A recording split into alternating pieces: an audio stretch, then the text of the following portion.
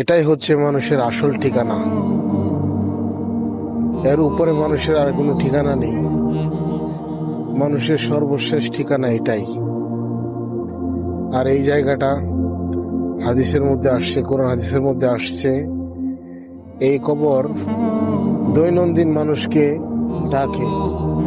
আমি পোকামাকড়ের ঘর, আমি সাপ বিচ্ছুর ঘর, আমি অন্ধকারের ঘর, আমি কাউকে চিনি না, আমি শুধু চিনি নেক আমল, ইমান আর আমল। যদি তোমার ইমান আমল ঠিক থাকে তাহলে তুমি আমার ভালো ব্যবহার দেখতে পাবে। আর যদি তোমার ইমান আমল ঠিক না থাকে তাহলে তুমি যে হও না কেন, তুমি প্রধানমন্ত্রী হও, স্বরাষ্ট্রমন্ত্রী হও, তুমি প্রেসিডেন্ট হও, তুমি যে কেউ হতে পারো, তাতে আমার কিছু যায় আসে না। আমার কিচ্ছু যায় আসে না। যদি তোমার ইমান আমল ঠিক না থাকে তাহলে আমার রূপ বড় ভয়ঙ্কর।